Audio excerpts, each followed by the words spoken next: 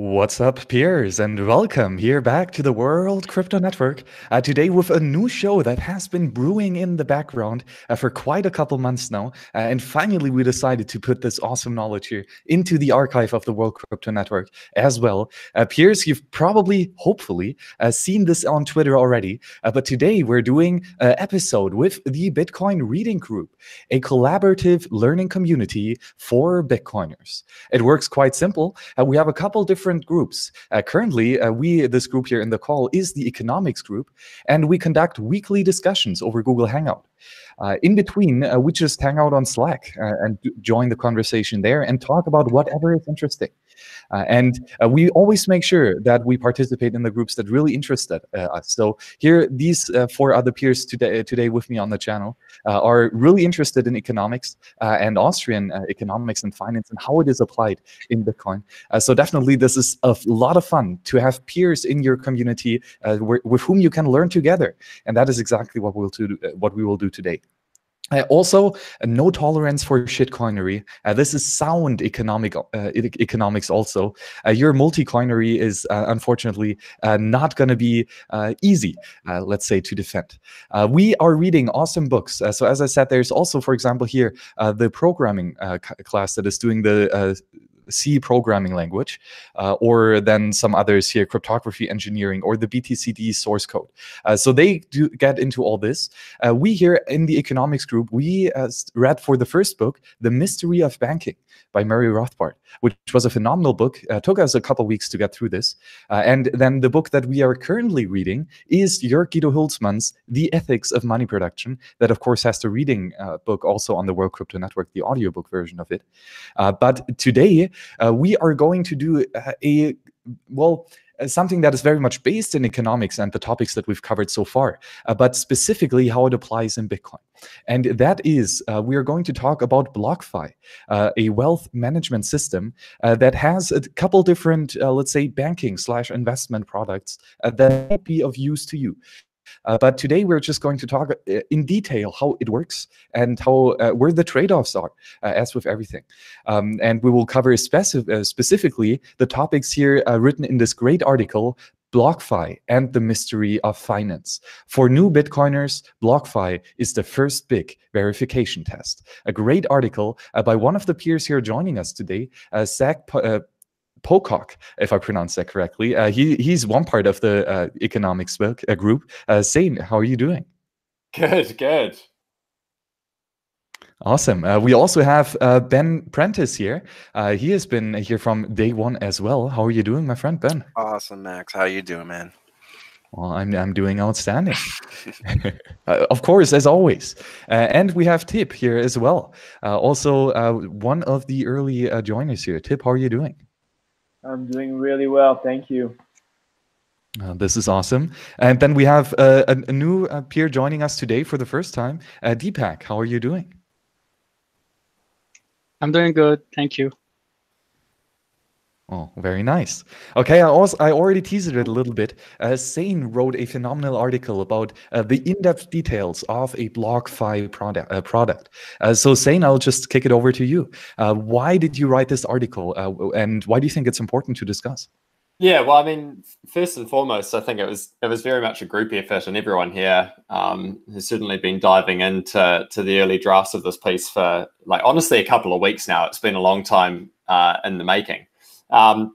Basically, there was this interesting situation where, BlockFi had sort of launched onto the scene sort of late last year with these crypto-backed loans that they had. You could collateralize your Bitcoin or Ether against a fiat loan.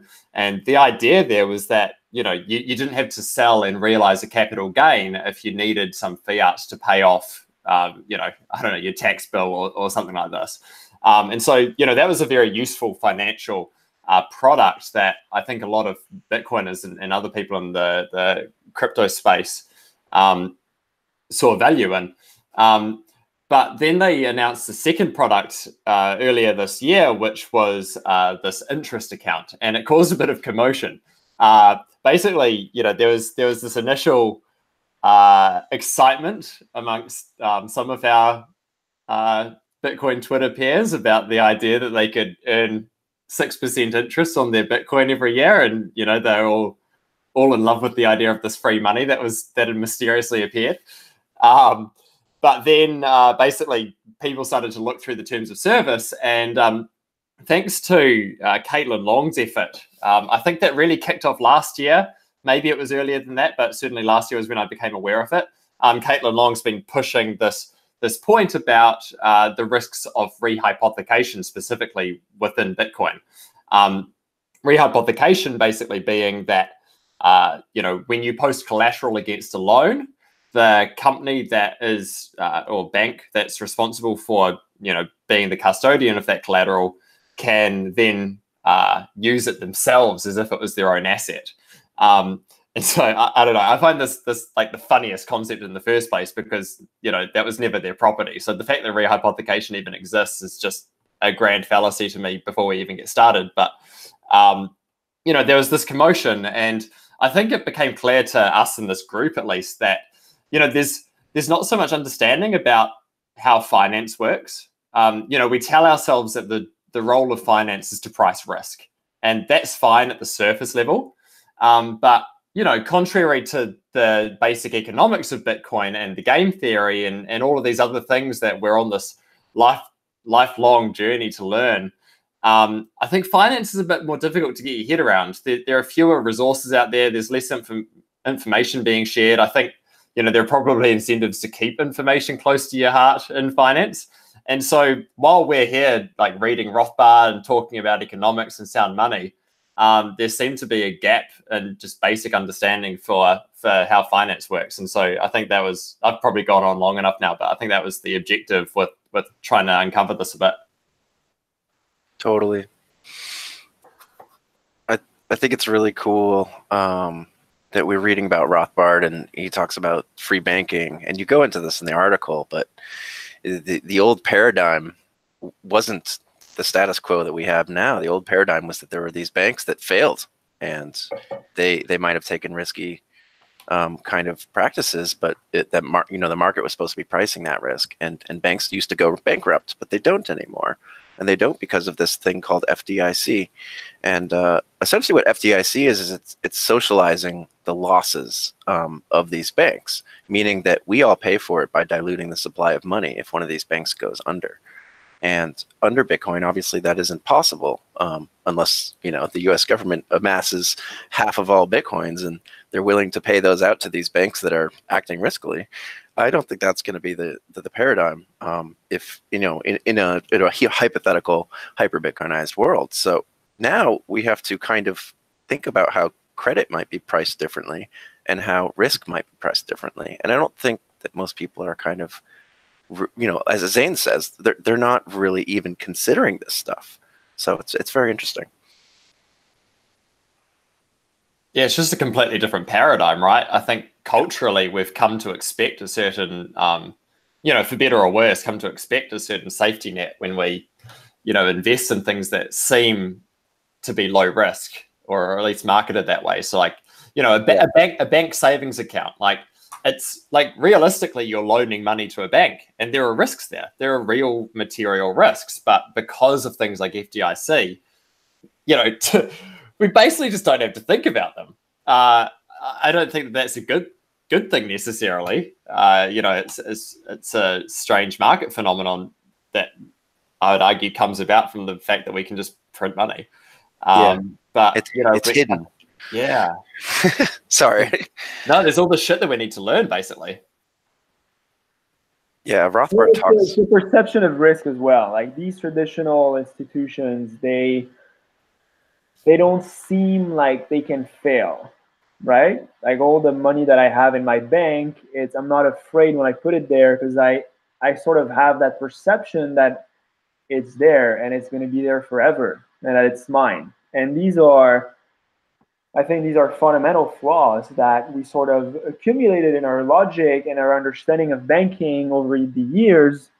FDIC is part of the equation, but also I think the long-standing ground of these institutions that have been sort of, evolving over the decades just make that even more real. And now with Bitcoin, you all of a sudden have sort of that new form of, you know, financial asset or money, or call it whatever you want, but it has a financial value. And all of a sudden, you have essentially banks that hold these assets for you, but that go under losing your money. And so basically, it's sort of, it's reintroducing a new conversation, I think, around pricing risk and around really understanding the systemic risk of these companies and counterparties that have default risk, that have credit risks, and that should be essentially priced by the market. And as you were saying, Ben, right now they're not, because we're sort of limiting the downside potential, letting them fully optimize and get unlimited upside potential. And when they fail, they get bailed out. And so that's not the case for Bitcoin. Exchanges that fail don't get bailed out. And so, you know, hopefully, you know, these new realities, these new market realities that lead to financial losses of people that are irrevocable because there's no insurance, will force consumers to adopt solutions that make sense in terms of security. You hit the nail on the head, and I think that's why I was so happy that Zane took the time to write this article, is because I think it's really interesting how BlockFi is billing the product itself. And, you know, they may not have come out and said it's a savings account, but I think that they kind of implied that. And in, you know, in the status quo, the paradigm of, you know, fiat banking, that those risks are socialized and they aren't really real. But the truth is that BlockFi doesn't have FDIC for Bitcoins. FDIC is not going to give them Bitcoins because they don't have them and they can't print them. And that's, you know, is BlockFi saying, oh, this is just a savings account? Or are they saying it's an investment with some risk attached? I'm not sure if they're being upfront about that. And I'm not trying to say that they're intentionally misleading people, but I'm just wondering if maybe we should be asking that question. Yes, exactly. And I think also a main difference here to the previous product is that you actually are the bank now, right? You actually lend someone money, Bitcoin. You're a Bitcoin, and you give them to someone else so that he can do something with that, and he will pay you back in the near future. Well, that is the job of a bank, right? So you are the bank if you take this quote-unquote savings account of BlockFi. And this means that if you invest your money into someone or some entity that is not going to pay it back to you, well, the counterparty risk is on you. You have lost your Bitcoin. And the question is, will you get the bailout? In 2007, 2008, who got the bailout? Well, of course, right? But why did they get it? Well, because they were extremely centralized, large institutions that were, of course, playing right together with the government in general. And thus the socialization of this risk, as Ben said earlier, was a logical conclusion to such a marriage between state and finance. And the thing is, do you have the same power to manipulate the government into stealing money for you as the banks do? Because ultimately, that's what the bailout is. And, well, if you are not really tight with your close politicians, well, then I guess you don't have that power. Thus, you will not get the bailout. And this means if BlockFi, who you invest into, you give a debt to BlockFi, and if they do not outperform Bitcoin by 6%, which is kind of a hefty claim, then you will lose money. And, well, that just kind of sucks because no one will bail you out. And, well, you don't deserve to be bailed out because it's your financial decision, right? I think you allude to a really important point, though, here, Max, is that, you know, in this Bitcoin world that we're talking about, we still need people to lend people money, right?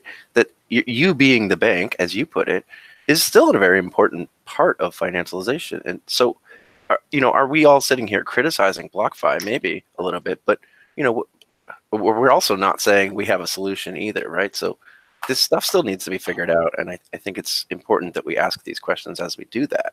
So I'm not sure how, if anybody has any suggestions, how BlockFi could have done this differently, or what other types of products might be available to consumers in the future. I don't certainly have a question yet. Yeah, and I think this highlights a central reason for exploring this issue. I think, you know, there was an element of pushback when this was exploding on Twitter that, you know, the job of finance is to price risk, and financialization in Bitcoin is probably inevitable to some degree. I know it's a boogeyman word, financialization, because we associate it with Wall Street, but ultimately it's just how people manage debt and manage the risk that's associated with that. Like, it's going to happen. There's always going to be debt. People are going to lend Bitcoin and people are going to borrow Bitcoin. And it's desirable. Sorry? It is a desirable movement. Yeah. Right? It's part of a function that sort of, stimulates price discovery, for instance, which is great for Bitcoin. Caitlin has a few great articles on this very topic, actually, of the actual financialization of crypto and Bitcoin. So if you haven't read those and you're interested in these topics, definitely recommend checking out Caitlin's articles on that specifically. Yeah. And so I think, like, something that interests me with BlockFi in particular and the financialization of Bitcoin going forward is, there was this pushback basically that, this is the job of finance to price risk. And, like why criticize it? Like, it's just going to happen. And I think my issue with that is if this is going to happen, I want to be able to see indicators of how that risk is being priced. And, we've got this wonderful opportunity with Bitcoin where, the financial system is being built from the ground up. But, why should our first indicators of the pricing of risk be reliant on people who don't necessarily understand those risks? That's not actually a good readout if we want to utilize this market mechanism to understand it. And so personally, I think a good reason for weighing into the debate, even though, maybe we're not in a position right now to just take on BlockFi head on today, in a competitive environment, is, well, information's important in a market as well. And basically the intent is, well, we can still be market players here, even if we're not individually counting on taking out any of these loans, and even if we're not individually counting on competing with BlockFi tomorrow. It's sort of like trying to find mechanisms that we can weigh into this and work out exactly how this is going to function. Yeah, exactly. Great points. And again, the question is, how do Bitcoiners handle this? Because we know how fiat money handles it.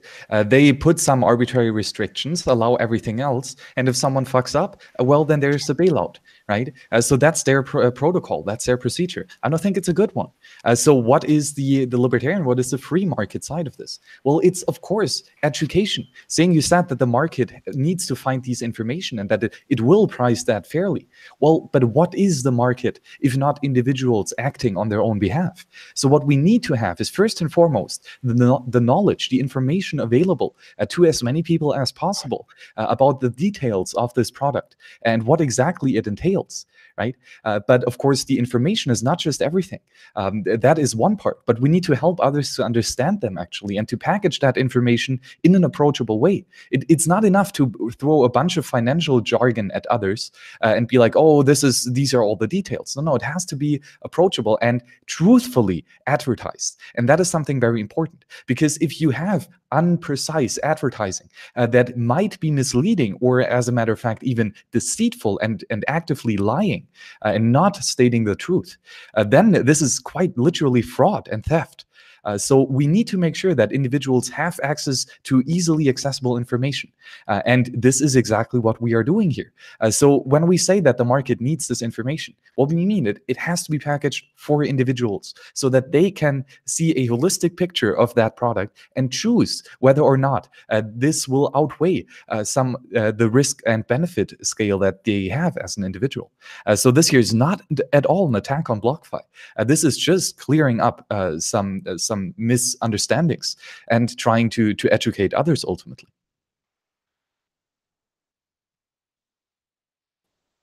Yeah, I think that's fair. And, I think it's been an interesting conversation. It was kicked off by the rehypothecation point, because that's been such a big aspect of the conversation. But, there's all these other risks to unpack as well that I think are just, possibly assumed by people that have been involved in the financial system. But, outside of it, like I was saying before, we can, from an economic standpoint, go and read our Rothbard and anything that's posted on the Mises Institute and things like this. But from a financial point of view, it's actually a bit more difficult. It's like an extra layer that's built on top of those foundational economics, and it gets quite obfuscated, I think. Yeah. Another point that I don't think we've brought up yet is a lot of Bitcoiners harp pretty hard on this idea of fractional reserve banking. And I've even had, in some conversations with Zach on Twitter, him say that he doesn't see how this is fractional reserve banking. I don't see how it's not. And I don't know if anybody wants to comment on that, but what are the implications? There was fractional reserve banking before FDIC, but it also included bankruptcies, from what I understand. I'm not sure if anybody wants to jump in on this, but I feel like I'm the only one saying, hey, is this fractional reserve? Because I'm not really hearing it from other people, and I'm hearing the opposite from Zach. So, well, it's fractional reserve as soon as you have more claims on any given unit of asset, right? From that perspective. Is fractional reserve inherently bad? Or is it just a part of the market, right? Well, I think I'm just going to poorly replicate Keitling Long's points, where she says that, you're sort of answering an immediate demand in the market with an artificial supply, and that sort of reduces the ability of the market to truly price this, to truly quantify the spot price adequately. The spot price, the current price of that asset, that is an issue. And so, if you understand fractional reserve through that lens, then it definitely is a problem for Bitcoin's price discovery and therefore for the asset itself. Yes, and maybe there's some commotion here in the chat, and maybe we can clear that up a little bit about the details of fractional reserve banking and how it applies in Bitcoin. Because I think there are two different ways of looking at this. First would be a money warehouse, a custodial wallet, like, for example, Coinbase or BitGo or Xapo or some other solutions, where you give up full custody of your currency to someone else, and he stores it in your name. So it says in the vault itself, these gold coins or these Bitcoin UTXOs belong to that individual. And only to that individual. And the money warehouse does not do anything else with that money other than storing it. So there is no investment, no lending it out again, nothing. That would be a money warehouse. And in return for depositing your currency there, you get a token back, some claim on money. And of course, if the money warehouse is honest and has the exact same amount of money in the vault as claims out with their customers, then it's a full reserve money warehouse. But then as soon as this money warehouse starts issuing out more tokens than they actually have base currency, base sound money in their vaults, then this is fractional reserve of a money warehouse. Right? But that not necessarily has to be a lending product, right? For something like, for example, the BlockFi portfolio, it is specifically not a money warehouse. It is a bank, right? You give that money to them so that they can turn around and invest it into something else. It's a loan that is set out for a set or a specific set of time, and with the reasoning that they will do something else with these Bitcoin in your, or well, not necessarily in your name.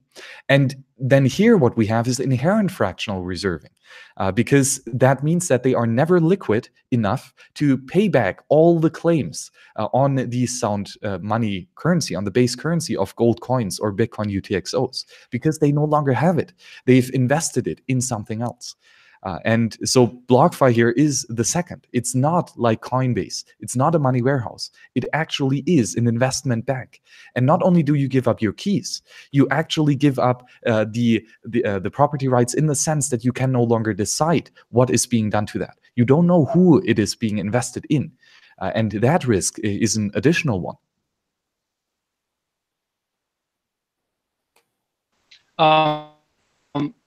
If I may chime in there, I have a question in reference to Zane's article, and that is that should a client of BlockFi call upon BlockFi for redemption at any point in time, what is the legal binding in place for BlockFi to adhere to?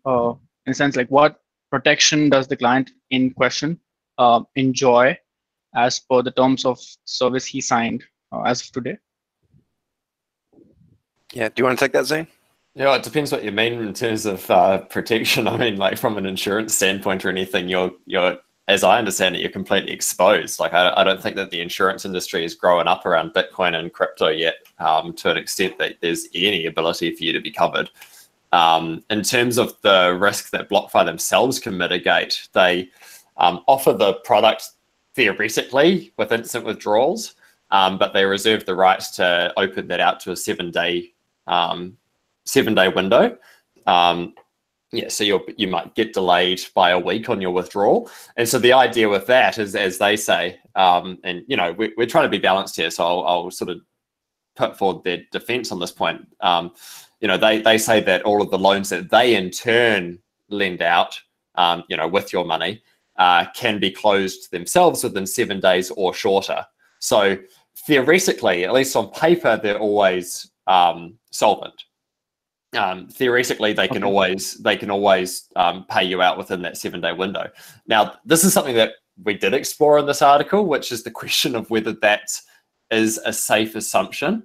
And it does rely on a lot of trust, which doesn't necessarily gel well with the verification center point of Bitcoin, because basically, you know, if they're just exposed to a bank run, because if everyone decides to withdraw their funds at the same time, yeah, they can try to close out all of the loans that they've got outstanding in a 7-day or less window. But I don't know, like maybe I'm just being too skeptical, but I say good luck trying to close out all of your loans in a week.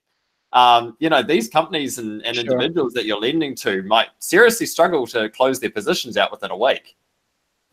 Yeah, the only thing I would like to add, I don't know if you touched it. I was kind of paying attention to the chat on YouTube, but is that in BlockFi's defense, they do claim that they're putting these bitcoins as senior capital, which means that essentially, like the rights to who, you know, in some kind of horrible liquidation event where BlockFi, you know, goes under, essentially they are trying to put those bitcoins up high on the priority list that they would go back to the customers. So I do definitely respect them for doing that. Yeah, no, I agree. And I guess that again is kind of the point of why we were working together on writing this, wasn't it? Like, you know, these are real risks that you should be aware of. Like BlockFi does have answers to a lot of what we've raised. But, you know, it's not, well, my thesis is that it's not in an easily accessible format that you know, there's no FAQ for risk. And I guess that's sort of what we're intending to do here. Like they've got answers to this, and then it's up to you, once we've adequately discussed and disseminated that information, it's then up to you to work out like who you trust. And for what it's worth, also, they do have, you know, this terms of service. You know, they did put hypothecation right in, rehypothecation. I mean, they legally probably have to, but I mean, it's not like they're being completely intransparent here. It's not just this black box. But I think one of the things that we as a group have kind of come to the understanding of is that we're not sure that the market realizes that there's a difference between Bitcoin and fiat because the status quo is so powerful. And I think to Mac's point, you know, highlighting the terms of service in a legible, relatable, like understandable way is extremely important. And I think to me, it's a missed opportunity to educate your target audience. You know, rehypothecation, you know, call it good or bad, it's your call. If you don't want to use BlockFi, don't use it. But at least you know you have the information available and in an easy way to make a well-educated decision. And I think that's sort of the goal here, making the space more transparent. And radical transparency is definitely I believe should be the go-to, the standard for most companies operating in this space because it is so complex, right? Financialization is not something that is sort of your 101 econ or finance stuff. And so, yeah, educating your customers is really part of, should be part of the mission of all these companies releasing these products. Yeah. Yeah, I can give an example of that if you'd like. Say, is you Zane is talking about the 7-day window. So there's this concept of maturity transformation, which means that so if there's a bank and they loan out money that you've deposited there, but they have time deposits, meaning that they limit the amount of time. Like so for if you deposit money for a year, they can loan that money out for a year, but call their debts before the year is up so that they have money in place.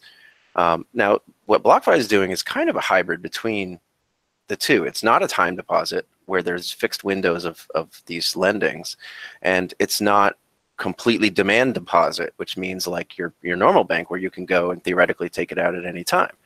So they have actually created a new kind of bank, in my opinion, and I my hat's off to them that they've kind of gone through this. But this goes back to my fractional reserve discussion that, is this fractional reserve? It's that point alone actually makes it different than the fractional reserve that we talk about. But I still believe it's a type of fractional reserve, and I don't think there's any way around that.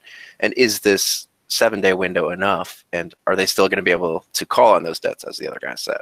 So yeah, this stuff is pretty confusing, and we had to do some research to figure this stuff out too, and we're still learning. Yeah, exactly. I agree. And I would say it is fractional reserve, but fractional reserve is a broad term that can apply on several different topics, right?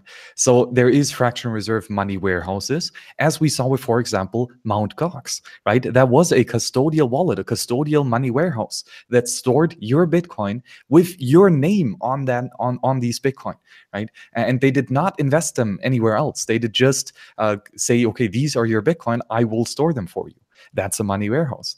It worked, well, until it didn't, until they lost some of that money that they were supposed to keep safe and to safeguard. But they did not reduce their tokens outstanding, right? But they somehow wanted to Ponzi scheme themselves into profit again. That works 60% of the time, all the time. And thus, that was a fractional reserve money warehouse, right? And then we could say, okay, a good full reserve credit bank could be, for example, that the banker, the entrepreneur providing the service of capital allocation and credit allocation would say that I invest my money into a venture under the condition that I will return my base currency plus some interest nominated in the base currency. So you invest 1 Bitcoin, you get back 1.1 Bitcoin. That will be 10% interest, right? And thus, but then with the condition that the debtor, the person who has taken that money as debt, only has to repay it on exactly 1 year's time and not in between, right? And if a honest businessman is doing that, well, if I have 10 Bitcoin, then I can only lend out 10 Bitcoin. I cannot conjure up the 11th Bitcoin, right? That would be a full reserve credit bank. And there's nothing wrong with that, right? Because it is all honestly advertised, and no one is being stolen from. All claims are backed one by one, so to say, only with real Bitcoin. Now, what BlockFi is doing, though, how it at least sounds, is that they will do rehypothecation, so that they can take these 10 Bitcoin that they have and lend it out several times in fiat denomination. They cannot do that in Bitcoin, right? Because fractional reserve does not work in Bitcoin. There are only 10 Bitcoin, and they cannot make the 11th Bitcoin out of nothing. That's the good thing with Bitcoin. So the fractional reserve part is only because they engage in the fiat system, where this is just common day, everyday practice. But I would say it's a business model for the old world that is not based on sound economics and reason, but it is based on the new Bitcoin paradigm. And here we just cannot have fractional reserve lending. It's impossible. You cannot create more Bitcoin. And if you try, you're going to lose and get wrecked pretty soon. And the people who have invested in you will lose money. But Max, they're all collateralized and they monitor these positions 24/7, right? They're all over collateralized even.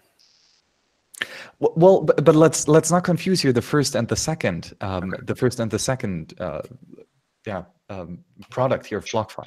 The first would be to collateralize your Bitcoin and to get back a fiat loan. And here you always retain the property rights and the ownership of these Bitcoin.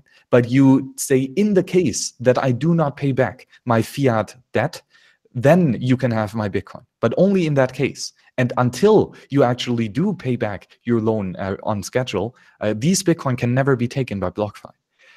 And that, however, does not intermingle with their second business model, which is you getting a debt in Bitcoin, you let's say buying the debt, you issuing the debt and giving someone else your Bitcoin. And you give up the property rights and the claims on this Bitcoin at the current date and time. And you only receive the property rights in a claim on Bitcoin in the uncertain future. So there is a big difference here. And that actually brings me to another point, is that I still haven't heard an answer from Zach or BlockFi about whether or not these products are commingled, because commingling is in the terms of the service. Zane, do you want to touch on that? I don't know if there's anything to touch on here. I just want a bloody answer to that question. We've asked so many times, and it makes a big difference. Can you explain for the viewers like what the implications of that are? Well, and jump in if there's anything that I miss explaining this. But you know, on their first product, that crypto-backed loans product, where you collateralize your Bitcoin against a fiat loan, you know, their marketing was very very loud about the fact that their business model was to earn interest from you on their loan, which makes sense, and basically hodl any Bitcoin that was forfeited through non-repayment or any other you know, breach of that, any other trigger in that contract. And you know, that's fine, but the commingling becomes a little bit of an issue when you introduce a second like hypothetically riskier product in the form of these interest accounts, and more importantly, where these two products you know, distribute their risk in different places. So with the collateralized loans, like I'm you know, you're taking out debt against risk that you're carrying. Like, as you're risking the fact that you won't repay your loan and you'll lose the Bitcoin. So, you know, it's up to you in theory. On the interest accounts, you're depositing money with BlockFi and earning interest on the fact that they are bearing that risk, or I guess utilizing that risk. Like, they're the ones that are deciding what to do with that money. They're deciding what risks to take on. And yeah, you're earning interest on giving them that ability. So if these funds are being commingled, this is actually a really big problem for me philosophically, because it completely changes that equation. Where in theory, on that first crypto-backed loan product, you were wholly responsible for the risk to your Bitcoin outside of, you know, your usual custodial problems where they could exit scan you or whatever. All of a sudden, if those funds are commingled and they're hypothecating and rehypothecating or whatever the fuck they want to do. Sorry, I assume that we're all adults here and I can swear we haven't done a live stream yet. No, how dare you? You know, that's a big deal, because you might pay back your whole loan and then find out that your collateral's not there anymore. So, you know, the commingling point is an important question for them to answer, because that changes the informed risk of getting involved in that product in the first place. Yeah. Well said, dude. And I just want to jump in. I see somebody in chat saying, "Lol, BlockFi is a scam city," and that's actually not what we're trying to say here. We're asking questions about what is happening here. And just to put more concisely what you said, Zane, when you loan your money, your Bitcoins to BlockFi, so that they can lend them out, that risk is on them. They risk defaulting, and you risk losing your Bitcoins. If you are lending, if you're giving them your Bitcoins as collateral and taking fiat, you risk losing your Bitcoins by your own volition. So essentially, the onus is on them, right? Yeah, I actually think you said it better, so I'm going to shut up. Yeah, no, good points. And we also have here Yuvas in the chat asking, how do they earn the extra Bitcoin to pay you interest? Well, yeah, exactly. That is the main question. How the hell are they going to outperform Bitcoin by 6%? Right? Because remember, your loan is denominated in Bitcoin. So when you have one Bitcoin and you deposit that with them today and you give them that credit, they will pay you back 1.062 Bitcoin in 1 year's time, or actually a bit more because it's, or well, no, 6.2 annually, yes, 6% monthly compounded. But basically, they have to invest the purchasing power of Bitcoin, of 1 Bitcoin today, okay? And then in 1 year's time, they will have to pay you back the 1 Bitcoin, but in the purchasing power of tomorrow, or of in 1 year's time. And when Bitcoin is at the moon in 2 weeks, right, then they will have to pay back an infinite amount more in purchasing power than they did today. But not only do they have to repay back only 1 Bitcoin, right? They have to do 6.2 Bitcoin in addition. So not only do they have to pay, or do they have to outperform with their investment the moon rocket that is Bitcoin, they have to outperform it by 6.2% annually. How the hell can you outperform Bitcoin just in general? And how can you do that even at 6.2%? It's insane. But I agree, Yuvas. They have, like, how are you going to do that? Like, buy the Ethereum ICO? Pump shit coin but Max, might win. But Max, like, I would argue that in a free market, and I think I'm alluding to some of the comments and also to what Ben just recently pointed out, that in a free market, considering that you're being transparent with all the risk associated with the service that you're offering, the onus is on the investor to do his research and take on that risk with BlockFi. I mean, I would argue that from my understanding of reading Rothbard's works, especially in the mystery of banking, he points out to this idea that in a free banking world, there are a number of banks maintaining a minuscule reserve ratio, aka operating a fractional reserve under the hood. And assuming that Zach and his team at BlockFi are in fact envisioning being such a bank in a Bitcoin world, as a business, they are incentivized to build trust, maintain a healthy reserve ratio, and be bound by law to redeem a client's call for redemption whenever a client calls for it. Mm-hmm. As long as they are legally binding, it is the law that will protect all these private banks who are operating in a free market and giving out services that may come associated with the risk. Dude, absolutely. Can I respond to that real quickly? I think you hit the nail on the head here. I think there's 2 things that we're not really thinking about, though, if we're doing this right way, is that 1, the reserve ratio in the status quo is well known, and 2, that FDIC protects them even if they screw up there. So we don't know the reserve ratio for BlockFi right yet because they have not told us, and they may not because their lawyers tell them not to, and I'm not necessarily going to fault that to them, but we do not know what the reserve ratio is, and we know that there is no FDIC. So again, I'm not saying that I think BlockFi itself is going to necessarily go under and everyone's going to lose all their money, but I do wonder what the implications of this are as we expand financialization and there are multiple institutions and there is a system. Does it present systemic risk? Interesting stuff, man. Yeah, well said, Deepak. Very much so, yeah, absolutely. And like the question is this theft? Is someone being stolen from? That's like the ultimate moral question. And well, it kind of depends, right? Because first and foremost, you are not being coerced into signing that contract and giving up your Bitcoin, right? That is something that they don't do at the point of a gun, as the state is doing, right? So in the incumbent system, especially with legal tender laws and with all the other incentives to have your money in a bank account, that does the exact same thing as BlockFi is doing here, right?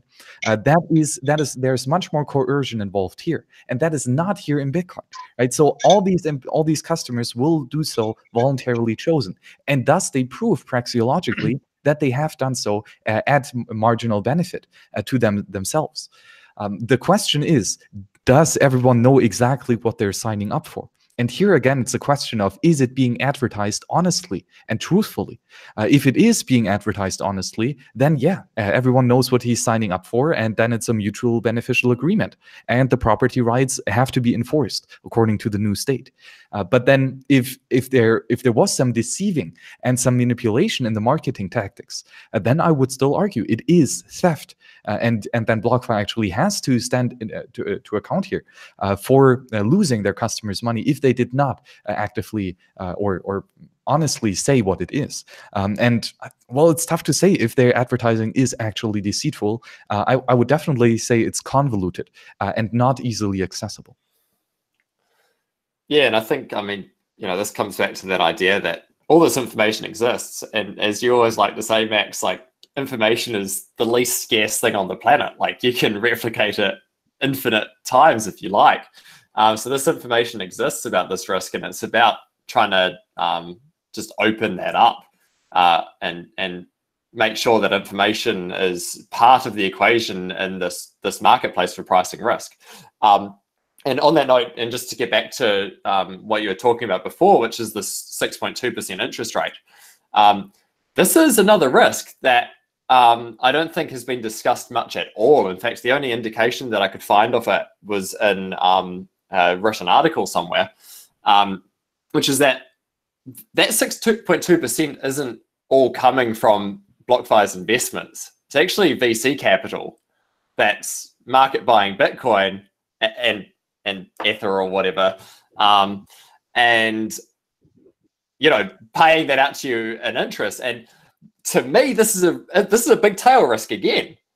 That again, not trying to throw BlockFi under the bus or anything, but they're important conversations to have, which is like, what does it mean if this business is completely reliant on VC injections to, reach like a customer base that's profitable and to continue to pay out these incentives to get people to participate and things like this? It's something that needs to be discussed.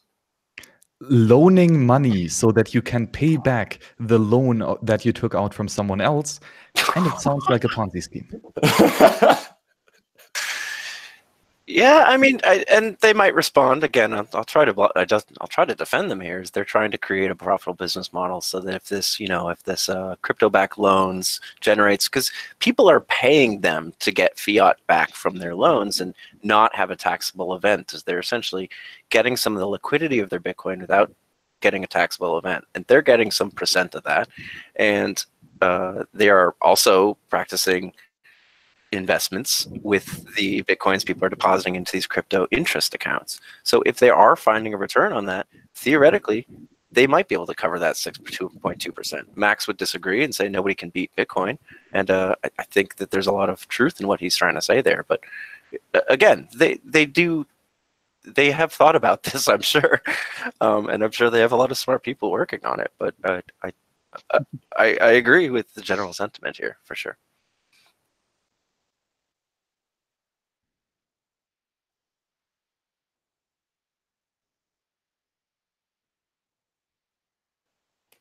Would it pay to talk about free banking a little bit? I think Deepak was mentioning it earlier, but I think it's central to. I was just going through the chat on YouTube. There seems to be a lot of discussion around whether fractional reserves are like going to be possible in Bitcoin, and whether it's a disaster and things like this. And my understanding of the idea of a free banking system is like, these discussions that we're having are probably more about the individual. Like, Bitcoin probably doesn't give a fuck under free banking because any undue risk will just collapse. But people will get hurt with that. And this is an earlier discussion that we had again, which is like the ethical duties that you have, or maybe not duties, but the ethical position that you find yourself in if you possess information that might help other people from making terrible mistakes with their money, even if it doesn't threaten Bitcoin directly. Yeah, and in free banking, it's essentially that, yes, banks will collapse, and that becomes part of the price risk, essentially, because if you're engaging in risky lending with other people's money, eventually that may come back to bite you. And people might have higher reserve ratios under that kind of paradigm, right? Yeah, and because I think that oh, sorry, you go, Deepak. Oh, well, I was just going to say, I think even in the Austrian school, we have two schools of thought, if I'm not wrong, and maybe Max can shed some more light, where one school really encourages fractional reserve banking, so to say, while the other school sort of prohibits it, if I'm not wrong. Yes, that is true. That is a pretty ongoing debate, and there are many nuanced arguments on both sides. And I would say the overall architecture for the side defending fractional reserve banking, on the account of it being voluntary, that you know as a depositor to that bank, that although the bank claims that you have access to this money every single day by presenting the money certificate, the token, then but you know that they actually turn around and invest 80% of that money into other profit-making ventures. And if you have such a fractional reserve deposit account, then and it is publicly advertising and known, then there might not be an issue, because again, it is voluntarily chosen, knowingly that the risk of a bank run are there, and that there is a potential default risk of that bank. And if you know that risk and you voluntarily choose it, then you prove again that it is of benefit to you. Maybe because the price of such a bank account will be much lower. Maybe you're going to even get paid interest rate for doing something like that. But then on the other hand side, someone like Murray Rothbard would argue that because a deposit explicitly says that you can withdraw it every single day at any time whenever you present a valid money certificate or token certificate, so to say, then because the bank is never able to meet all these obligations, although they were contracted voluntarily, but especially because it's just an impossibility to satisfy all the demands at any given second if there are only 20% in the bank vault. And thus, Murray was saying that there are more claims on property rights than there are actual goods that can have that property rights in and of itself. And thus, it is logically inconsistent and therefore theft, and therefore wrong, and it should be prohibited. So again, I see both sides here. Yes, I would argue that if we say that it is very strict that everyone can get their money at every given second, then it needs to be full reserve. But if everyone knows that it is a fractional reserve account, then you buy the risk and thus get something in return. And that can be mutually beneficial. So I'm not sure where I stand here. I kind of see both arguments. Max, you talked about money certificates. Do you think that there will be Bitcoin banks that issue Bitcoin certificates at some point? That is also a very good distinction. Is that already happening with Backed? Or is that essentially what their product is kind of doing? Or Square or Coinbase even almost? Open Dimes. There's like a 50% chance your Open Dime's been used already. Ooh. I hadn't thought about that. Well, I would say yes and no. Do we have like second layer custodial databases that manage ownership of Bitcoin? Yes, we do. Coinbase, for example, Mt. Gox, any custodial exchange that issues a token, a paper certificate that gives you the claim on Bitcoin. But you can only claim these Bitcoin if that counterparty gives you access to them, because they have the tools to defend the property rights. For the example with gold, they have the physical gold coin in their vault. In the example of Bitcoin, the UTXO is locked to a script that they control with their private keys. Okay, so that's actually not specifically what I'm saying. We're getting there, and Coinbase is kind of there. But I'm saying, is there a future where Backed, this product that doesn't exist yet, or Coinbase, maybe if I want to transact with Max and I have money in my Coinbase account, I don't have money in my Coinbase account, and I say, Max, I'm going to pay you some Coinbase certificates. Will he then accept them? So me sending from my Coinbase account to him, that is a money certificate. That is not a Bitcoin transaction. And there are benefits and drawbacks to that. So I guess I'm asking more, do you see a future where that is viable in any way? I think that there is pressure to do that from these centralizing organizations for their own benefit, because then they might be able to rehypothecate more and fractional reserve more. But I'm wondering if you think that's viable long term, because money certificates are talked a lot in Austrian economics, and I yield to your understanding of Austrian theory. Well, I would say yes, and we already see it. You can send money from a Coinbase user to another Coinbase user, and that is not an on-chain transaction, and you don't actually exchange with signatures. But yeah, I've already blabbered much too long. Deepak, what are your thoughts on this? Oh, for sure. I mean, I was just agreeing, and I was just nodding to what you were saying.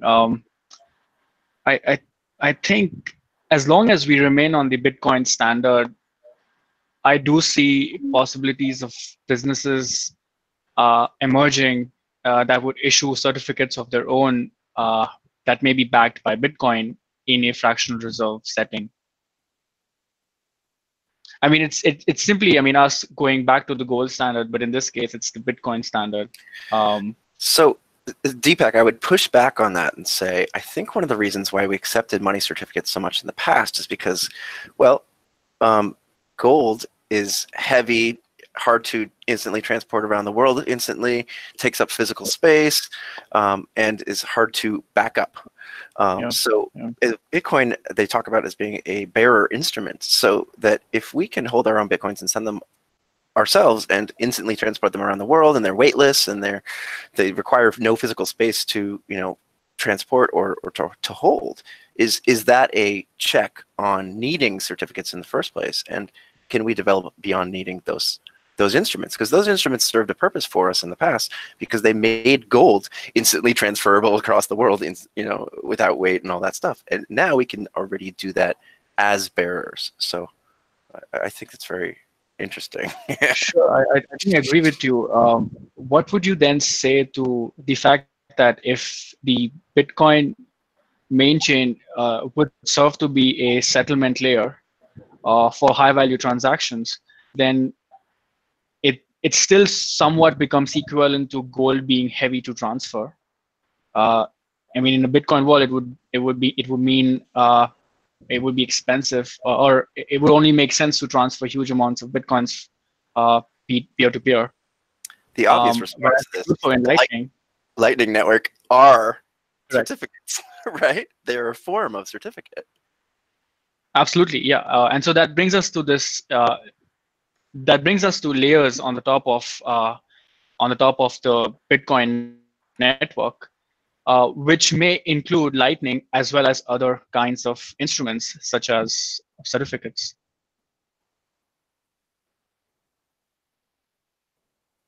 Well, I think the interesting question is, are others going to accept these tokens as good as Bitcoin?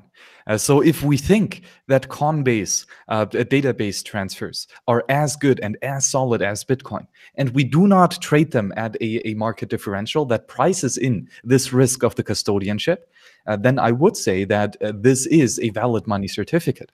But if there is a discrepancy here, as there most likely will be on the free market, as we've seen, for example, with something like Delete Coinbase and the Dust Trust chain here, it is very much here I would say, or it can be a money certificate, but still with this discount rate.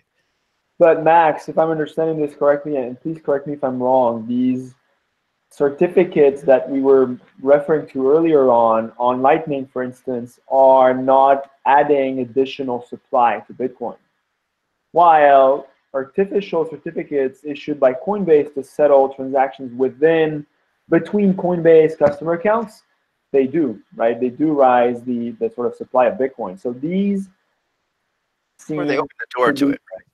They open the door to it. We're not necessarily saying that Coinbase is doing it. Yeah. That's assuming Coinbase has a full reserve.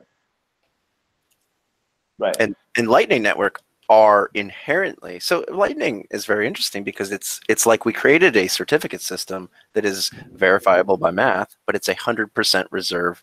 So each Lightning node is participating in this 100% reserve banking system, the second layer on top of Bitcoin. Very interesting stuff. Okay, Very wait, interesting. And Ben, I actually have to push back a little bit and do a shilling all at the same time. So that's multitasking, I would say. For the Boltathon online cyberspace conference with a bunch of cool peers, I have a session on the economics of the Lightning Network that you can purchase a ticket right here. And it's actually really interesting because, Ben, I don't think that Lightning Network is a paper or a certificate of Bitcoin. I would say that a Lightning Network Bitcoin is as good as a Bitcoin in and of itself, with some minor trade-offs. But I would not say that it is a Bitcoin certificate or something, because it is simply a different way of storing Bitcoin according to the property right defense tools that we have with Bitcoin script.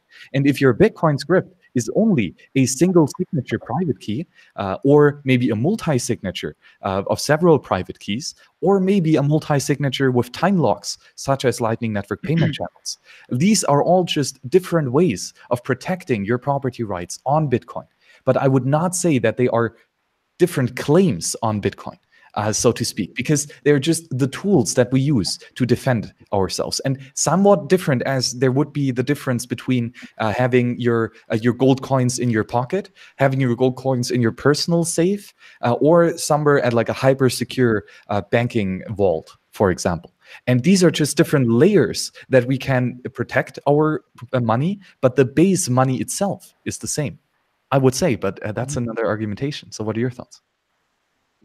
I think that there's, I mean, yeah, I like what you said, but you're locking these Bitcoins in a hash time lock contract. That hash time lock contract is kind of like 100% reserve bank, and you're getting Lightning Bitcoins in return. And there's a potential for different people claiming those Bitcoins in these, and I don't know enough about Lightning Network to say this correctly, but like there's the resolution system where, you know, between a channel, if there's the malicious close, right, where somebody tries to close it and they broadcast a transaction, that you have the key to take all the Bitcoins back, right? So that there is the potential for multiple claims almost on those Bitcoins, and there's a resolution system that keeps this whole thing 100% reserve. It's an interesting, there's a lot of nuance there, isn't there? What, you're gonna jump on, Deepak? Oh yes, so Ben, I mean, I think another example is LBTC on the Liquid sidechain, where they're essentially doing the same thing. They're locking BTC from the main chain and doing a bunch of transactions on the Liquid sidechain, which is federated among a bunch of organizations, and then settling it at any later point in time on the main chain. And that's closer to a certificate system. I think we would all agree. Yeah. Probably 100% backed. Yes. So where does that leave us? You know, I think at the beginning of this, I was trying to ask, well, how do we create a lending system within Bitcoin that, you know, if we are decrying or criticizing BlockFi and their methods, what is the way that we lend Bitcoins? And I think that question remains unanswered, but does anybody have any ideas about how we could develop products that could increase liquidity without inflating the supply of Bitcoin and allow people to invest and lend money and keep the economy moving in a way that the losses aren't socialized and systemic risk isn't looming overhead? Well, Lightning is a great example of sort of adding, you know, additional portability to Bitcoin, making it very cheap and instant to settle between peers. I think introducing counterparties to develop those lending products doesn't make sense when you have like native technology that enables peer-to-peer lending. And so leveraging what Lightning is doing with hash time lock contracts and P2SH, you could very much replicate traditional credit and lending practices from the current banking system natively onto the Bitcoin protocol, right? And removing or minimizing the counterparty risk that you take when you enter those positions in lending products. Now, you know, the very particular technicalities of that, I wouldn't know, But from a sort of like philosophy standpoint, trying to make that built into those smart contracts that you can build on top of Bitcoin seems to be a very logical avenue to explore. What do you guys think? That leads the question, I think, that how do we create a decentralized credit rating system for people? Because under the current system, there's a centralized organization that decides whether or not, how trustworthy you are. And I think a lot of transactions in the Bitcoin world can be anonymous. And where's the credit rating come from? And what stops somebody who's anonymous from just running with the money? Yeah, I have a speculative theory. That's why we shouldn't introduce full privacy features on the base layer. That's the only way to sort of have a reliable reputation system for credit rating that is truly decentralized. And because if you make that completely anonymous, then it's very hard, right, to sort of not rely on oracles or third parties to vet market participants on their credit score. But yeah, I'm really thinking out loud right now. I'm out of my comfort zone. well, Tim, I would push back here. Yeah, please.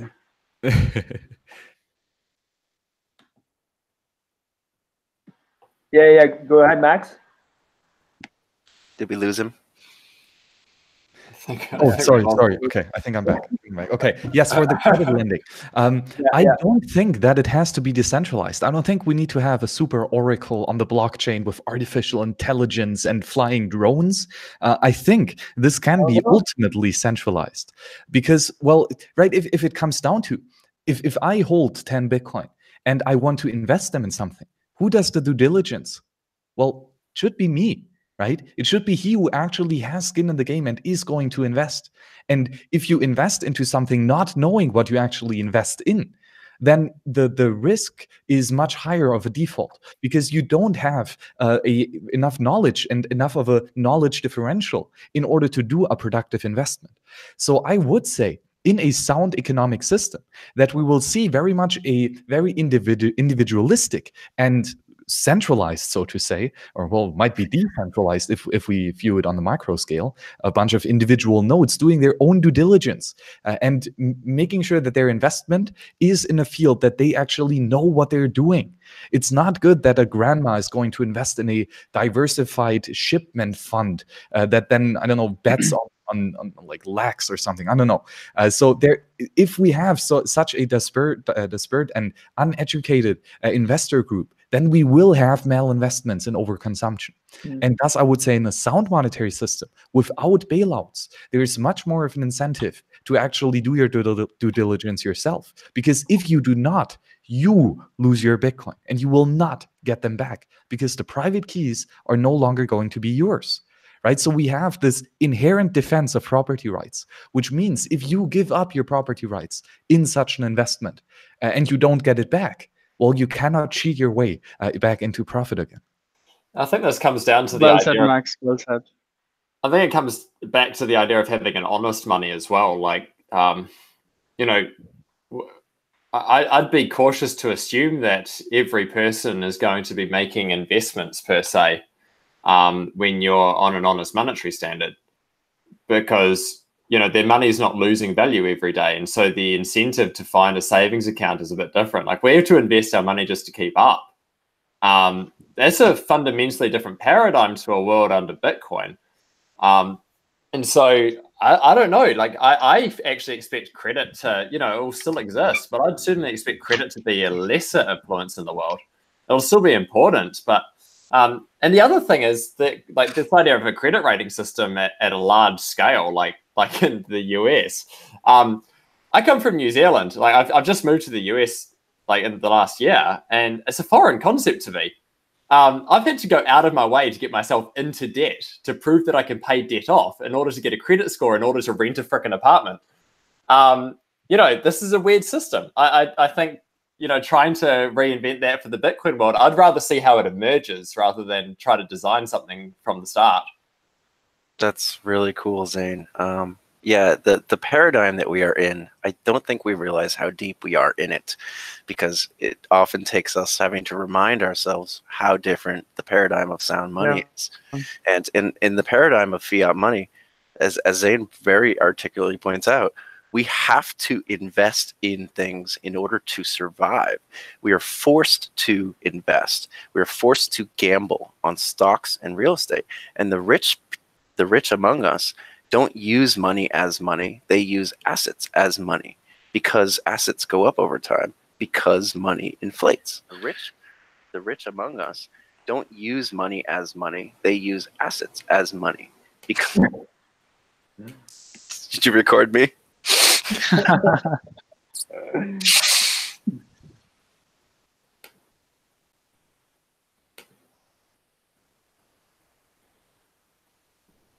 Yeah, wow. But I mean, lending still happened under sound money, right? Yeah, I mean, lending will happen. I just wouldn't expect it to be quite as big. I think this comes back to today I think we're more interested in BlockFi rather than the book, but it comes back to your Guido Holzman's take on things as well. I mean, he is very quick to point out that under a sound monetary standard, even the mortgage system that we're used to with our housing is like, it would still exist, but for the majority of people, it's a foreign concept under a sound monetary system, because, relative to the purchasing power of holding your wealth and other things, your investment in property would devalue over time under a sound monetary system. And so suddenly this huge demand that the world has created for debt, even in that one example, I'm not going to say it doesn't exist anymore, but it's a hell of a lot smaller. Yeah, exactly. The monetary value of housing has shot through the roof, and artificially so, because as you very well pointed out, you have to invest in something, your monetary wealth. And this means that there is a artificial monetary demand on top of the natural non-monetary demand of housing. Because guess what? Houses are not a good money. They're not a store of value, first and foremost. They're an investment. Right? What do you have to do? You have to build the damn house. That takes a lot of capital, a lot of time, a lot of attention. It's costly. And what do you get back in return? Well, nothing. Yeah, well, yeah, of course, you have the roof over your head, and that's nice, and it's probably warm and cozy and a good place to raise your family. Of course, there's a value in it. But do you get back something monetarily? Well, no. On the contrary, a house is expensive not just after you've built it, but to keep it up as well. And you have to do a bunch of renewal and rebuilding of the house and adding to it as things decay, as they always do. So a house is definitely not a store of value. It's a massive investment. And that's why we actually saw, like in the 18th, 19th century, back when we still had sound currency, that there was almost no investment in housing. Yes, I mean, of course, you had your roof over your head, but then if you wanted to get one, you had to save up a bunch of gold before you could actually buy that house, and maybe take on a little debt. But not much, because why would you take on debt into a non-productive asset that is not going to pay you back anything, right? It's very nonsensical here in this fiat realm, and it's very twisted around. And I would say that we will see a drastic financial and cultural shift thanks to Bitcoin and sound money. Yeah, there's this. I saw somebody said along those lines, Max, so well on Twitter. I can't remember who it was, but it was something along the lines of, "Oh yeah, the fiat credit expansion provides prosperity for people by allowing them credit access to buy cars and houses, cheaply, cheap money, cheap credit. And in order to do that, we should dilute the supply of everybody else's money, and just create all these corruptive societal implications in order so that somebody can buy a Toyota or whatever."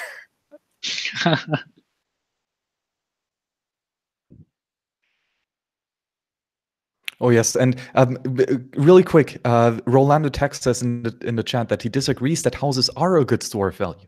And I just want to point out the real meaning of store of value. A gold coin is defined by how many ever atoms are in that gold coin, right? That is the monetary base unit. And it is a store of value because today, 100 gold atoms will be 100 gold atoms in 1 year's time, in 2 years' time, in 100 years' time. They do not decay. It is not that all of a sudden you start with 100 atoms and it decays, so after 1 year it's only 50 gold atoms. That might be the case with uranium or something. That is a decay, right? And that also does not happen in Bitcoin. One Bitcoin is defined as one Bitcoin. And if you have one Bitcoin UTXO, it will never magically diminish to a 0.99 Bitcoin UTXO. That will never happen. Thus, Bitcoin is a good store of value. Now, does the same apply for housing? Well, if you build a house on day one and you leave it unmaintained and you don't touch it and you just let it sit there for 5 years, for 10 years, what will the house look like? It will be horrible. It will be a complete ruin. Why? Because it does not store its value. It decays in quality and, well, in quantity as well, right? So it will be less valuable in the future simply because it decayed across time. Thus, a house is not at all a store of value, or a good one at least. That's an excellent point, Max. What about real estate itself? That is a scarce resource, right? Well, scarcity just means that there are that only one individual can have the property right in it and fully use that good. And yes, that's the case. Either Alice lives in a house or Bob does. Cannot be both at the same time. So in that sense, it is scarce, but that doesn't mean it's a good store of value. And a lot of things are scarce. Sand is scarce. It's not a good store of value. I was agreeing in your assessment of the depreciating house. I'm asking about what about real estate itself? Can that be a store of value? No, how is this decay? Like, it doesn't matter what type of real estate. I think what he's alluding to is like a piece of land. Yeah. Oh, the land itself? Well, I guess it kind of depends. If you have a very well-maintained farm, for example, and good farming land, and you let that sit unmaintained for a couple of years, well, it's going to be like a forest or whatever. So I mean, in the sense that the land is still there, yes, but it will definitely change over time. And as all things tend towards chaos, if we don't tend to them, I would say that there has to be a maintenance cost in order to keep it at the same intrinsic value, whatever that means. Okay. What about the fact that land is inherently deflationary as more people come on this earth? The land stays the same. The supply stays the same. It doesn't change. But given population growth, the demand for it increases. Yeah. It's just an asset, though, right? Like, we don't have to compare it to money. It's a result of our incredibly strange fiat world that people are treating property at the moment as being akin to some, at least the store of value aspect of money, because like real money doesn't fucking store any value. But that's an absurd thing. And from my perspective, I think property is far too susceptible to changes in local policy and environments and all that sort of stuff. I mean, I've spent like an embarrassing amount of time in Florida, and if you want to see what a low stock to flow ratio looks like, you should look at Florida real estate. Like they're bulldozing swamps and putting up thousands of houses every day. From a monetary perspective, I wouldn't suggest that you buy property in Florida. Like, but sure, it's still land.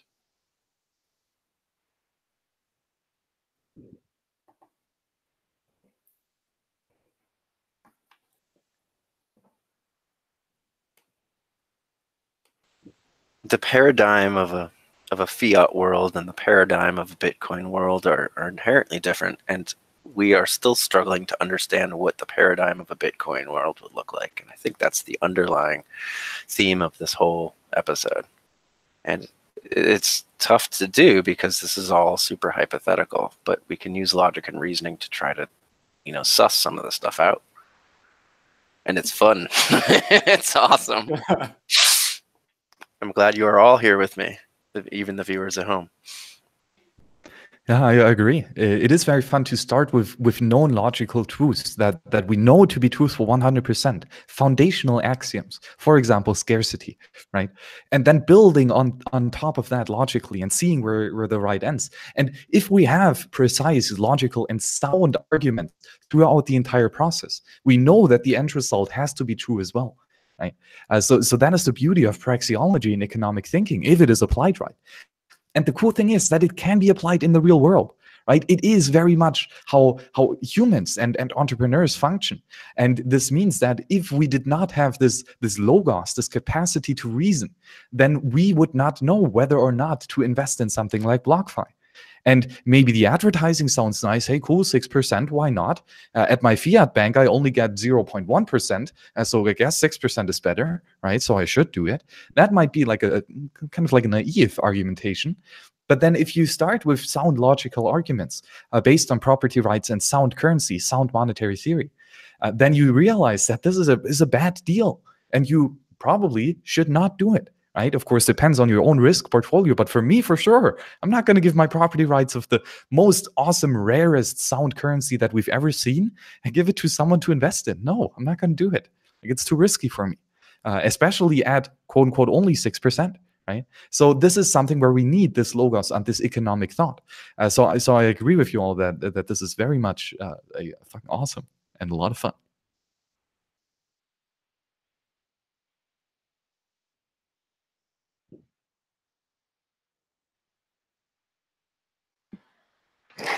Well, thank you guys. It's really cool to always hear your beautiful lines of arguments. Learning a lot.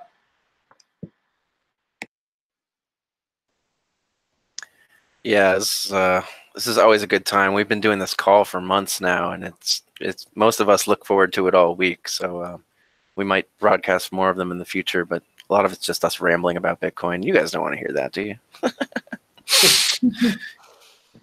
you?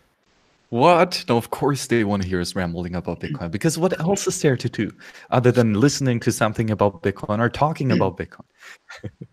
But I would say the cool thing about the Bitcoin Reading Group, and again, go to bitcoinreadinggroup.com and join the Slack. Like, the Slack community is awesome. We have a bunch of peers in there talking about all this stuff. And it's nice. Yes, I mean, we're reading economics textbooks, and economics is famously a very dismal science.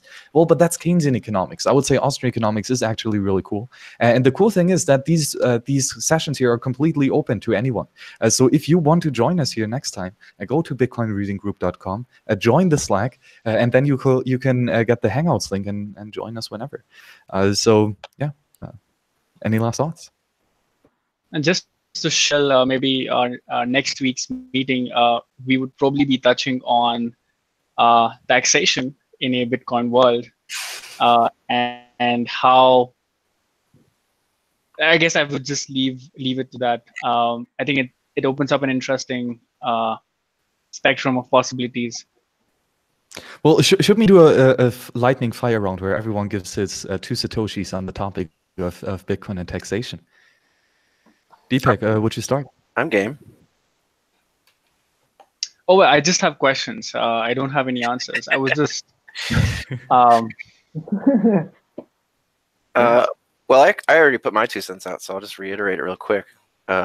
Is that I think that taxation can still occur just like it occurs today. That companies are compelled by law to report what wages they give to people, and they would report that to a government. And companies that sell products are compelled by law to report what sales they have and which taxes they put on that. Even under a system where there's no surveillance, there's like a monetary blanket panopticon surveillance state. Essentially, you can still hold these companies responsible, because if somebody's breaking the law, they can either go to jail or they can get fined lots and lots of money. So I think taxes still work there. What's really interesting about the paradigm of the Bitcoin world is that taxes, a lot of what the government spends money on, it comes from the deficit. At least the U.S. government uses this deficit to spend money on whatever they deem necessary.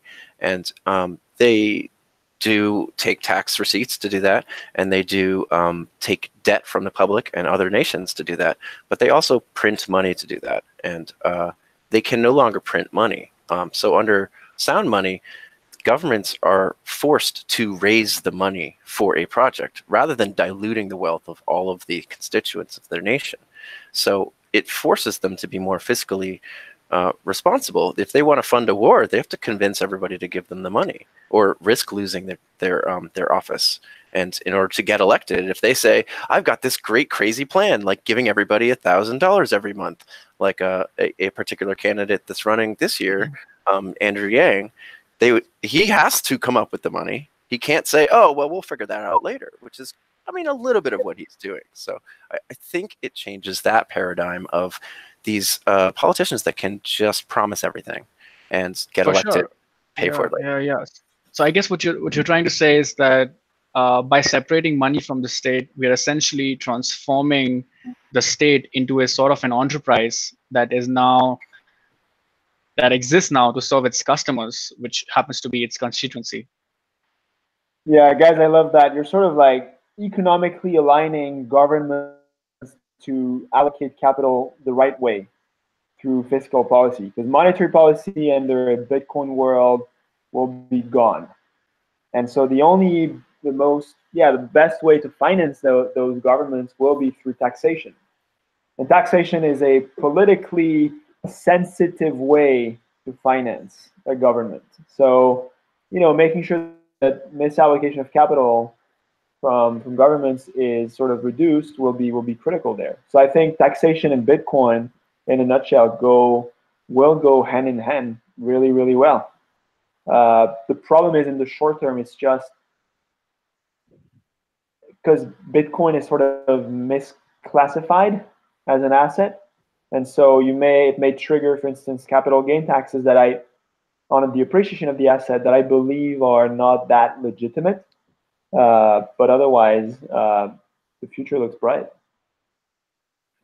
But one of the challenges that I see there is, if taxation were to happen on Bitcoin, what Bitcoin enables incredibly uniquely is that you can opt out by using some of these privacy technologies, right? Let's say we have good enough privacy in layers on the top of Bitcoin network.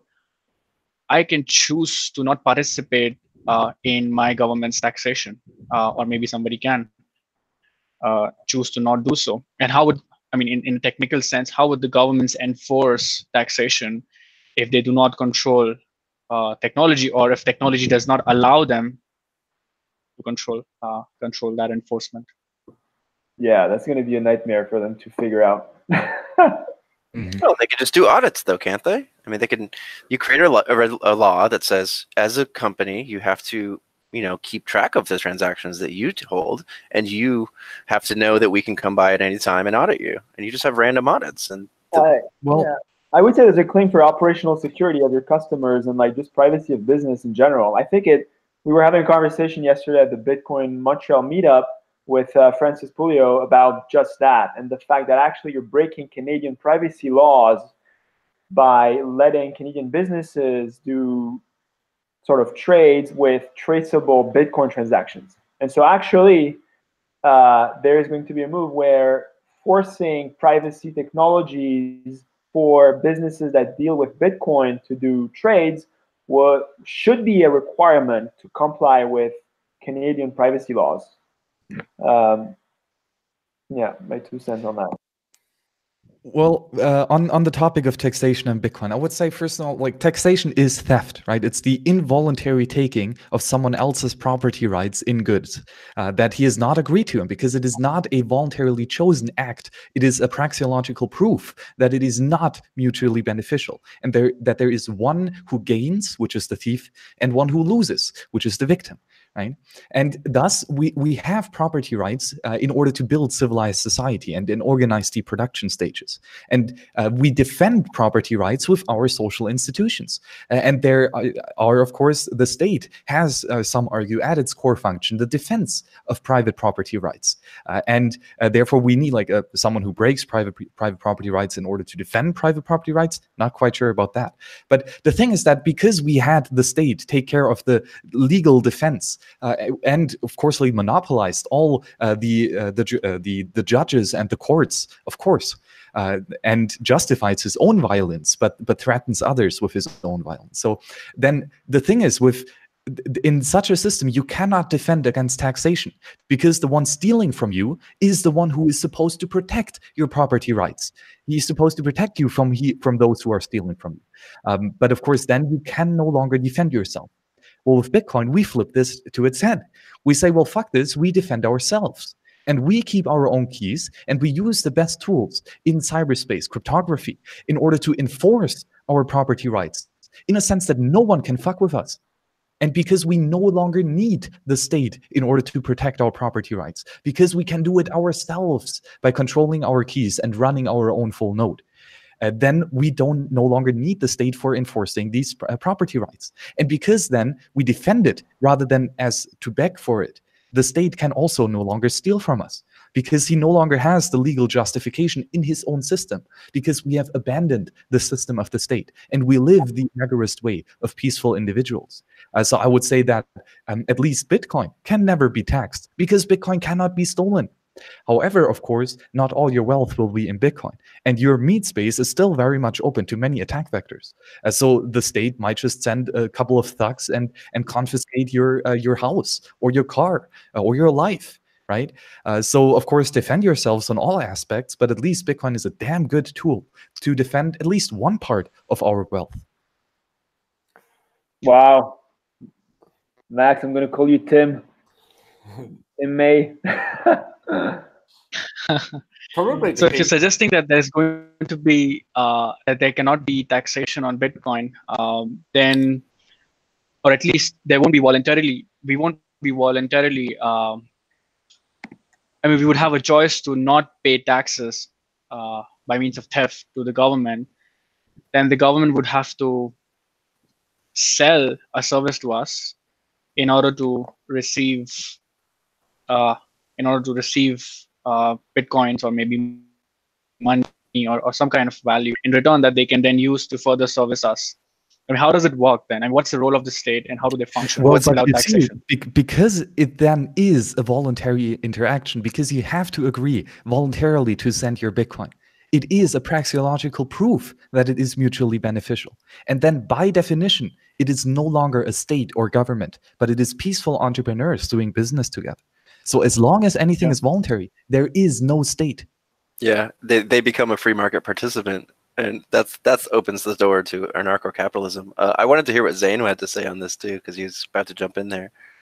I was just gonna start off by saying that I think a lot of this question depends on the time scale. I mean, in the short to medium term, I think governments will try whatever the fuck they can get away with to tax you for your Bitcoin. And I mean, we saw, I think Francis was tweeting it, or someone else up in Canada, about how everyone's being served with these frickin' sheets of paper where they had to fill out all of their addresses and all of this shit. Like, governments have gotten very used to the surveillance state. And I think because we've been embedded in it for a while, we've forgotten just how unusual it is that there is this constant far-reaching surveillance.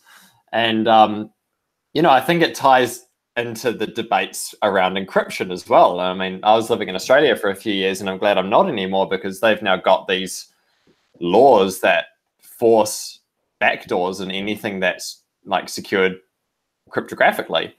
And, governments are basically getting used to this idea that they can just always see whatever information they want to see. The media is good at pointing at China and saying, no, bad China. But, that's a distraction from the fact that all governments are doing it. They're just being smarter about their optics. And so, in the short term, I think they'll try anything that they can get away with. In the long term, I think what we've got here is a fantastic thing where suddenly our relationship with governments is something that can be negotiated. And that's not something that we've ever had. I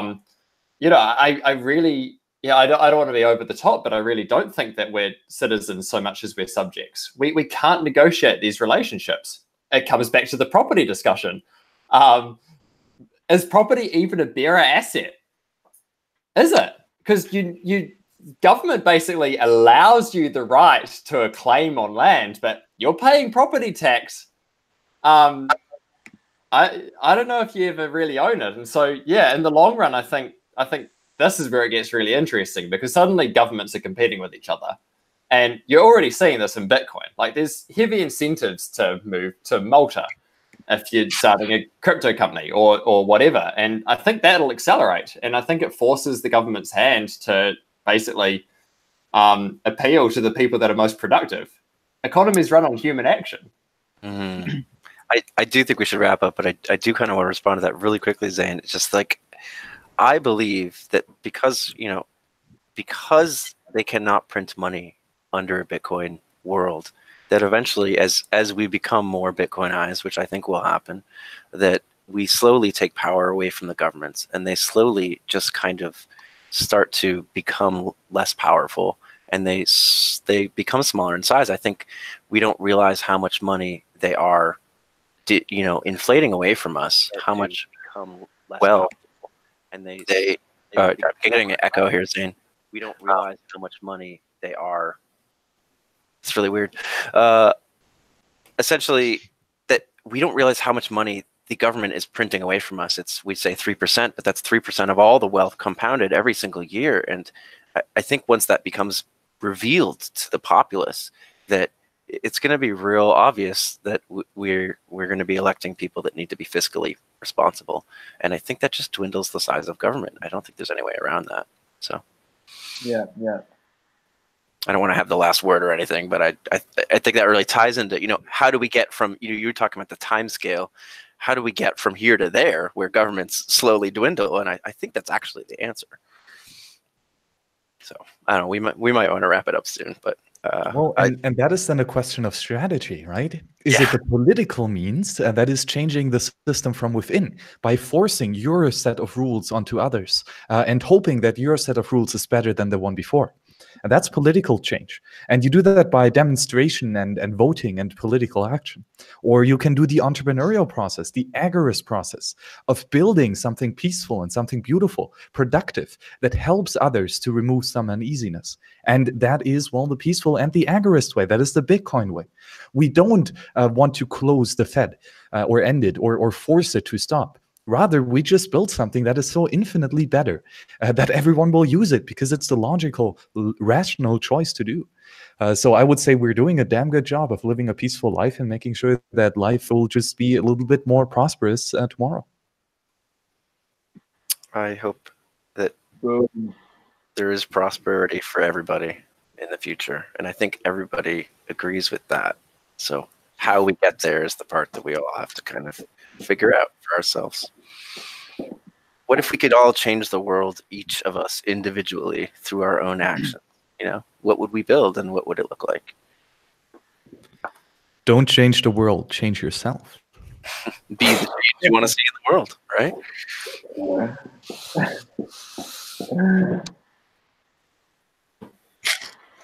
All right, thanks, guys. Thank you. Phenomenal. You're Thank changing me, man. You're changing the world, technically, Yes. Okay. So I would say just a quick thank you and goodbye note from everyone. Ben, nice. What's up? Your last words? I'm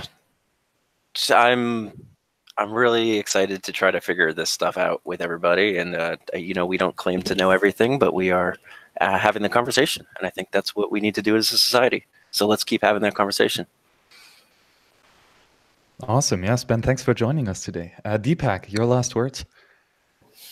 Well, I'm excited by this road, by this journey of all of us becoming sovereign individuals. Awesome. Yes. Tip, what's up? Trying to keep an open mind and rethink core fundamentals that I thought that I've been taken for granted that I should perhaps more than often reflect on and retest, let's say. Very nice. Always good to challenge base assumptions. Zane, what's up? It's just all so exciting and so intimidating. I feel like I'm re-educating myself on everything that I thought I knew. So yeah, I know we'll still be going in 20 years. Oh yeah, the rabbit hole is crazy and it doesn't stop.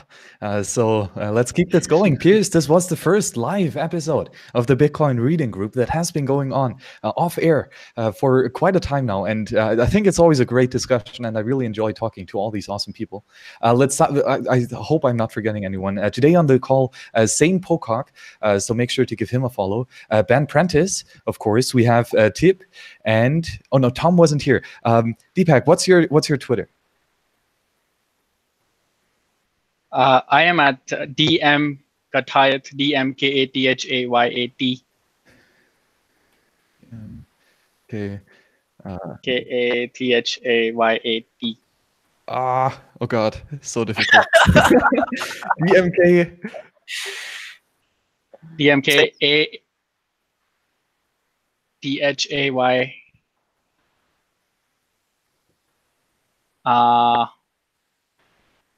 It's DHAY. Well, you know what? Just send it to me in the chat, and then I'll put it in the description of the video. Well, and today we talked about BlockFi and their product here that they have, and the pros and cons, and just the details of what we think about this product, and not necessarily if you should do it or not, but just to help you accumulate knowledge and try to understand it. So, of course, hopefully we'll continue this discussion also with someone from BlockFi stating their reasoning to all this. Maybe on the next show. Let's see. Also, one more little shout out here to two conferences, the Boltathon, cyberspace Lightning Network conference, about a bunch of cool topics about the Lightning Network. I will be talking about the economics of the Lightning Network with some of what we talked about earlier. But of course, this is an outstanding event with many awesome peers here sharing their knowledge. So check it out. I love the style, the format. If you purchase a ticket, 80% of the funds go directly to the speaker, 20% go to the conference organizers for doing such an awesome job of getting these peers together.